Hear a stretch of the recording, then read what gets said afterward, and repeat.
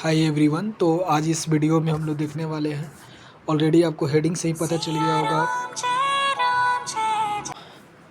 Hi everyone. तो जैसे आप लोग को इस वीडियो में ही पता चल गया होगा कि आज जो हम बात करने वाले सीबीएसई प्राइवेट कैंडिडेट के बारे में, उनका जैसे प्राइवेट कैंडिडेट का marksheet, passing certificate, migration, TC, character कैसे मिलता है। तो हाय एवरीवन, इस वीडियो में फिर से आपका एक स्वागत है।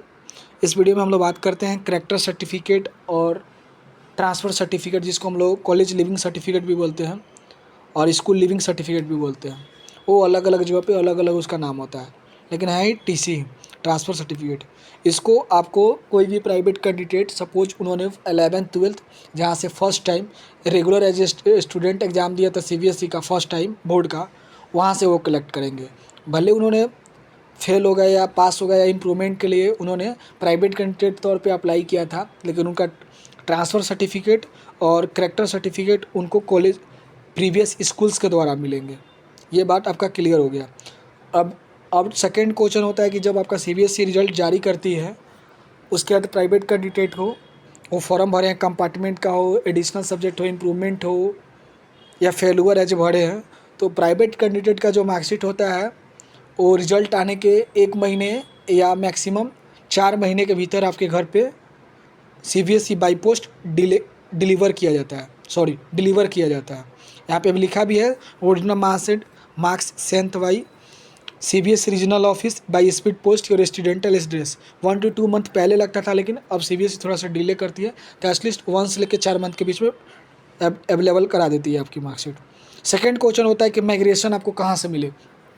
अभी सीबीएसई के द्वारा 3 या 2 बार नोटिस जारी ऑलरेडी कर चुका गया है कि माइग्रेशन हम बच्चे को हार्ड कॉपी प्रोवाइड नहीं करने वाले हैं, प्राइवेट कैंडिडेट हो चाहे रेगुलर कैंडिडेट हो। तो उन लोगों को अपना अगर माइग्रेशन सर्टिफिकेट चाहिए तो माइग्रेशन सर्टिफिकेट उनके डिजी लॉकर पे है, वहाँ से जाके आप एक्सेस कर सकते हैं।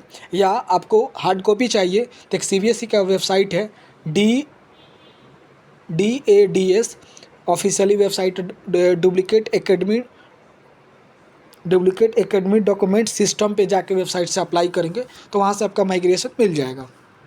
अब फिर सवाल होता है, जो लोग दिल्ली वाले स्टूडेंट हैं वो लोग अपना मार्कशीट कैसे कलेक्ट करेंगे। तो उनको अपना मार्कशीट उनके रीजनल ऑफिस से या उनके एड्रेस पे चला जाता है तो ठीक है, जो दिल्ली वाले स्टूडेंट है। अदरवाइज उनको अपने जहाँ पे प्राइवेट कैंडिडेट का उन्होंने एग्ज़ाम दिया रहता है थ्योरी का या प्रैक्टिकल का, उसी सेंटर पे अपने एडमिट कार्ड, आधार कार्ड कॉपी लेके जाके वहाँ से मार्कशीट वो सबमिट सबमिट नहीं, मतलब वहाँ से वो ले सकते हैं, उनको सेंटर से मिल जाता है, एग्जामिनेशन सेंटर से।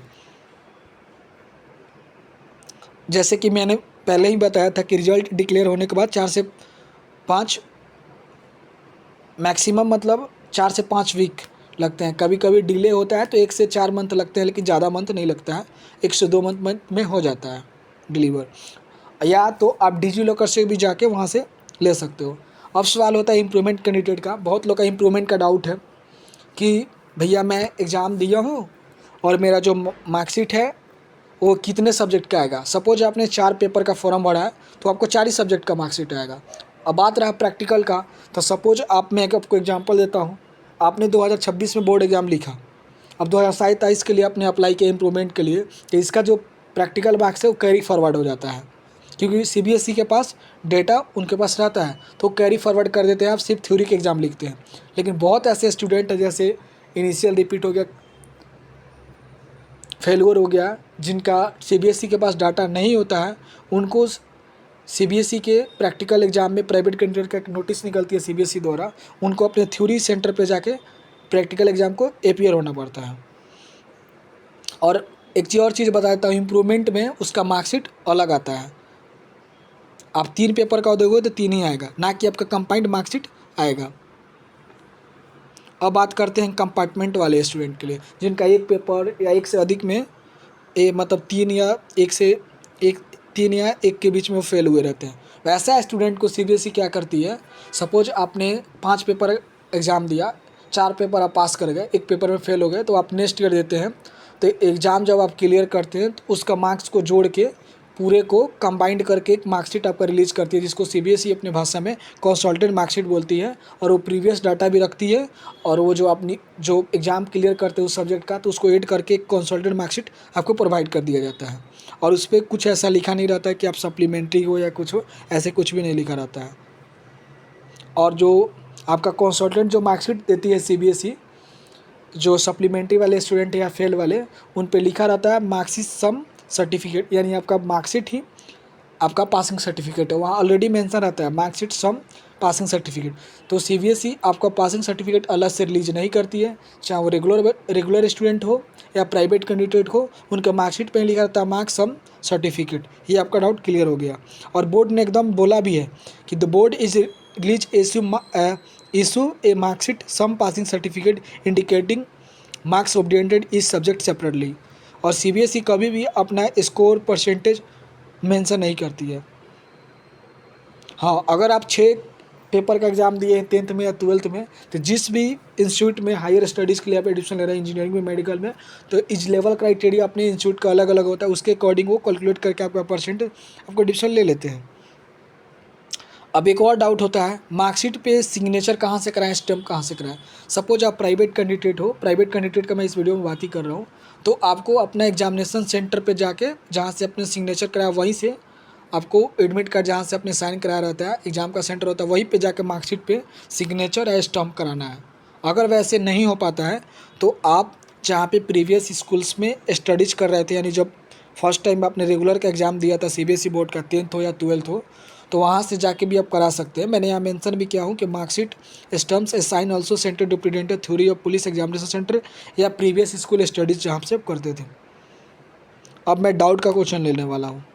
CBSE result schedule CBSE examination result आने के बाद रीजनल ऑफिस से कितने दिनों के बाद बाई पोस्ट आ जाता है? तो मेरा मानना है 1 से लेकर 4 वीक के बीच में आ जाता है। कभी इन केस रेयर हुआ किसी एडजस्ट स्टेट में आपदा रहा, यूनियन टेरिटोरी में, तो 1 से 2 महीने का समय लगता है, 1 से 2 महीने का समय लगता है।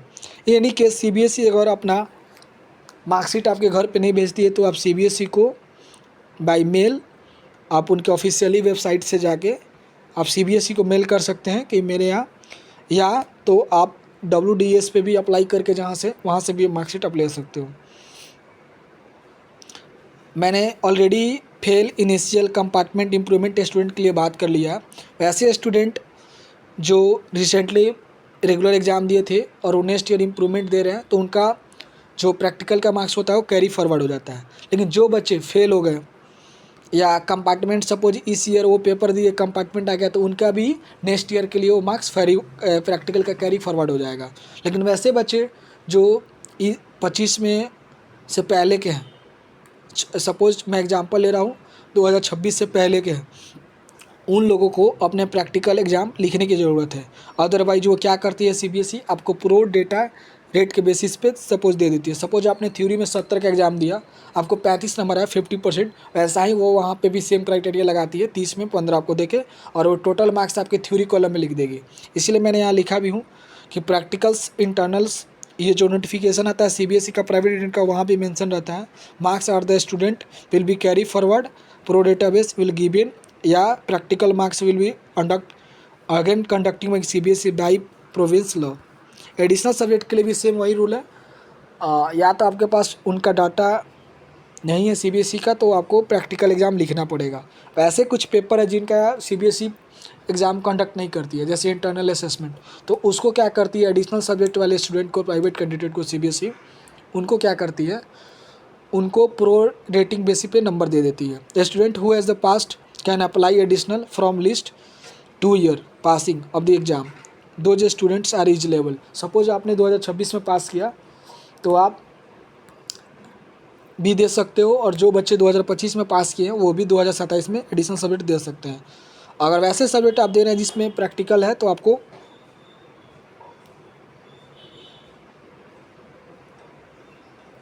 आप अप्लाई नहीं कर पाओगे। Student can not apply to involve practical subject practical work, only student who takes allowed to subject having the project components, जिनमें प्रोजेक्ट रहेगा या इंटरनल स्टेटमेंट वो वही दे पाएंगे। अब सवाल होता है कि एडिशनल सब्जेक्ट वाले बच्चों का मार्कशीट कैसे आता है। तो एडिशनल सब्जेक्ट वाले का भी बच्चे का मैंने मार्कशीट जो होता है या इम्प्रूवमेंट का मैंने ऑलरेडी वीडियो डाला है चैनल पे, वहाँ पे भी देख सकते हैं मार्कशीट कैसे आता है।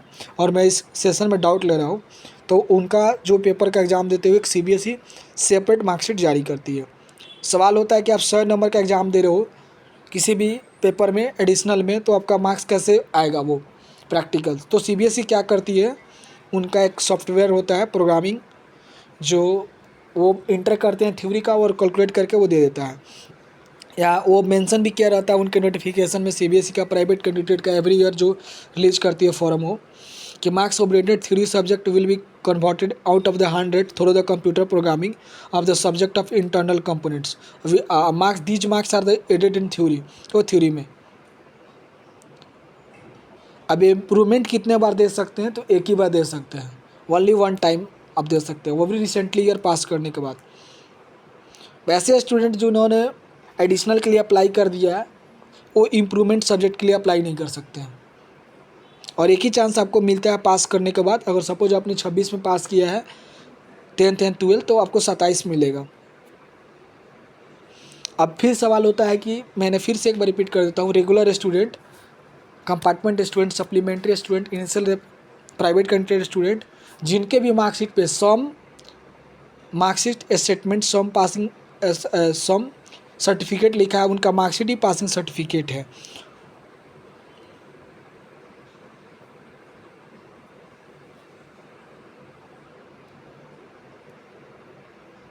और एक और चीज़ मैं क्लियर कर देता हूँ, जो प्राइवेट कैंडिडेट है, जो प्रैक्टिकल मार्क्स होता है बहुत सारे सब्जेक्ट का, वो थ्योरी कॉलम में ऐड कर दिया जाता है। और फिर से मैं एक बार लास्ट बार बोल रहा हूँ कि एक चीज़ आप नोटिस कर लीजिए, जहाँ आपका मार्कशीट पे लिखा है grade sheet of performance cum certificate, तो ये आपका जो ग्रेड कार्ड है वही आपका पासिंग सर्टिफिकेट है, और पास सर्टिफिकेट है, जो भी बोलिए, वो दोनों एक ही चीज़ है। फिर अब मैंने जैसे बाकी सब मैंने डाउट आपसे ले लिए हैं। CBSE हर साल अपना सितंबर या अक्टूबर में प्राइवेट कैंडिडेट का नोटिफिकेशन निकालती है। अब बात करने वाले हैं कि जो भी मैंने आपको इन्फॉर्मेशन दिया, ये सब CBSE ऑफिशियली रूप से खुद जारी की है इस बार। जैसे मैंने आपको बताया कि आपका मार्कशीट इस सम पासिंग सर्टिफिकेट है, CBSE के द्वारा नोटिफिकेशन जारी किया गया था 1 तारीख 9वां महीना 2022 को, ऑथोराइजेशन सम मार्कशीट सर्टिफिकेट। यहाँ पे CBSE ने खुद लिखा है, after result the marksheet cum passing certificate, उनके साथ ही दोनों एक ही चीज़ रहता है, इन्होंने मेंशन किया है। अगर यूनिवर्सिटी बोलता है आपको हार्ड कॉपी सबमिट करने के लिए, तो आप डिजी लॉकर से भी प्रोवाइड करा सकते हो, क्योंकि यूनिवर्सिटी ग्रांट कमीशन वो एक्सेप्ट कर लेगी, उन्होंने नाम भी दिया है इसका। फिर उसके बाद CBSE ने सेम यही नोटिफिकेशन माइग्रेशन के रिगार्डिंग उन्होंने जारी किया 4 सितंबर 2024 को। आप डिजी लॉकर से भी दे सकते हो। CBSE बोली भी है ये चीज़, यहाँ पे नोटिफिकेशन आप देख सकते हो, इस वीडियो में मेंशन है। जैसे मैंने आपको बताया, CBSE का WDS एक वेबसाइट होता है, यहाँ पे डॉक्यूमेंट सिस्टम, वहाँ पे भी आप माइग्रेशन के लिए आप रिक्वेस्ट आपको प्रोवाइड कर दी जाएगी।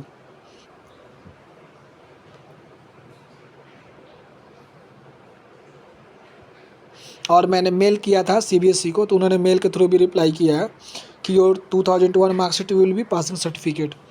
और वैसे स्टूडेंट जिन्होंने 10th 2010 से 17 के बीच किया है, 19, 20, 21 या अभी तक किए हैं, उन लोगों का मार्कशीट ही पासिंग सर्टिफिकेट है। ऑलरेडी यहाँ पे डिजी लॉकर द्वारा लिखा भी गया है, देख सकते हैं इस वीडियो में, कि please note your 10th class marksheet is not available DigiLocker, kindly update to same to share to board. लेकिन बोर्ड के पास ऑलरेडी बोर्ड ने बताया है, CBSE बोर्ड ने, कि आपका मार्कशीट ही आपका पासिंग सर्टिफिकेट है। और डिजी लॉकर का मानना है कि जो ये ईयर का सेशन है, उनके पास कोई डाटा नहीं है अकॉर्डिंग टू जो आपका पासिंग सर्टिफिकेट होता है। और CBSE ने बोला 2016 से मैंने स्टार्ट किया था डिजी लॉकर पे रिजल्ट वगैरह डालना, डॉक्यूमेंट्स डालना, उन्होंने ID वगैरह अपने दिए हैं, देख सकते हो, उमंग है, बहुत सारी चीज़ें, वहाँ से आप चेक कर सकते हो।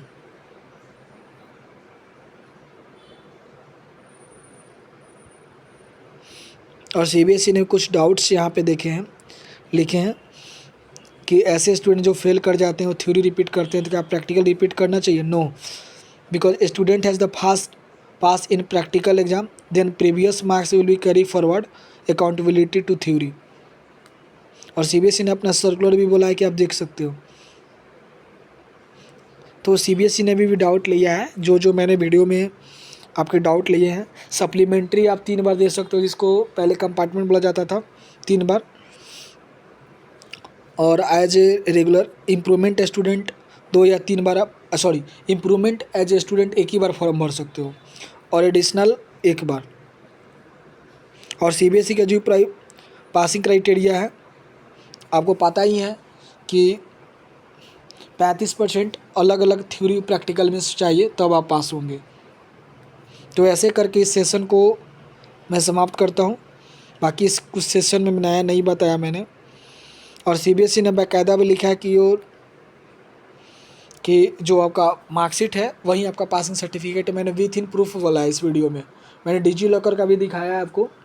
तो अगर बहुत सारे डाउट और कुछ भी आ रहा है, जैसे मार्कशीट नहीं मिल रहा है, टीसी नहीं मिल रहा है, तो मैं फिर से एक बार रिपीट करता हूँ, आप अपने प्रीवियस स्कूल से कांटेक्ट करें, उन्हें पुराने एडमिट कार्ड और रिजल्ट्स भी उन्हें दिखा सकते हैं, जो कि वहाँ से आपको ट्रांसफ़र सर्टिफिकेट और कैरेक्टर सर्टिफिकेट प्रोवाइड कर देंगे।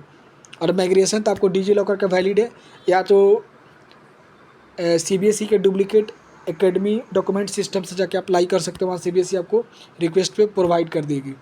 तो इस वीडियो में बने रहने के लिए धन्यवाद। अगर कोई भी आपका डाउट है तो आप हमें टेलीग्राम ग्रुप या फेसबुक या इंस्टाग्राम के थ्रू भी कांटेक्ट करके मैसेज कर सकते हैं। कोई भी इशू आ रहा है इस वीडियो के अंदर, अगर कोई डाउट आपका रह जाता है तो आप हमें मैसेज कर सकते हैं। प्लीज़ आपसे रिक्वेस्ट है कि आप कोई भी व्हाट्सएप पे मैसेज नहीं करें, टेलीग्राम पे मैसेज करें या इंस्टाग्राम या फेसबुक से हमको या मैसेंजर के थ्रू आप मैसेज कर सकते हैं। तब तक के लिए गुड बाय, फिर से मिलते हैं नेक्स्ट वीडियो में।